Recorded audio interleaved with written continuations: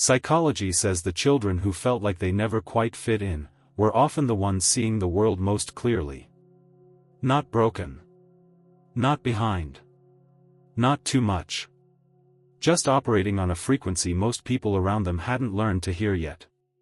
If you grew up feeling like the odd one out, like you thought differently, felt more deeply, or simply couldn't make yourself small enough to belong, this video is for you. Because science has a very different name for what you were. Trait 1, you observed more than you participated.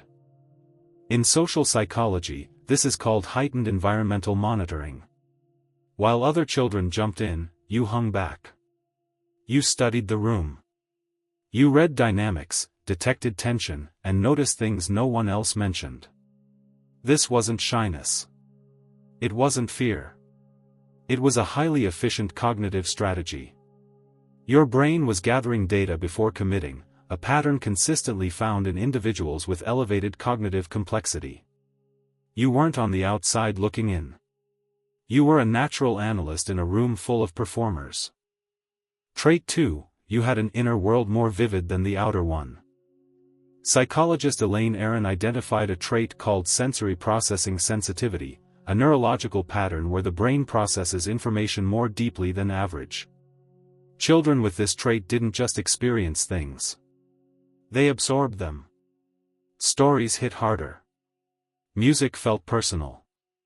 A single moment of beauty or cruelty could stay with you for days. So you retreated inward.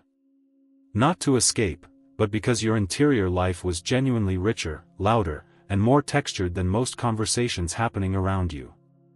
That's not avoidance. That's a mind working at a different depth. Trait 3, you question things others simply accepted.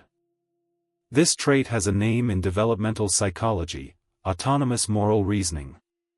While peers followed group norms instinctively, you needed to understand why. Why is that funny? Why does everyone pretend not to notice? Why is this normal? That questioning made you seem difficult. Overcomplicated. Exhausting, even. But research shows that children who challenge social defaults early demonstrate stronger abstract reasoning and independent thought in adulthood. You weren't being difficult. You were refusing to outsource your thinking. Trait 4, you formed one or two deep bonds instead of many shallow ones. Psychologists describe this relational pattern as selective attachment orientation. You didn't want a crowd. You wanted one person who actually got it. While others collected friendships the way people collect followers, you were searching for resonance. For someone who could handle the full version of you, not the edited one. This was often misread as antisocial behavior. In reality, it reflects a high need for cognitive and emotional congruence, the psychological drive to connect with minds that match the frequency of your own. The odd one out doesn't need everyone. They need the right one. Trait 5, you felt emotions that didn't seem to have names. There is a concept in effective neuroscience called emotional granularity, the ability to distinguish between highly specific emotional states. Most people feel happy, sad, or angry. You felt something closer to a quiet grief for a moment that hasn't ended yet. A restlessness with no object. A longing for something you couldn't name.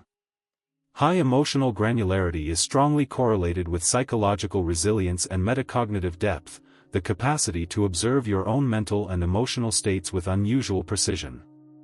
You weren't oversensitive. You were emotionally precise in a world that preferred things kept simple.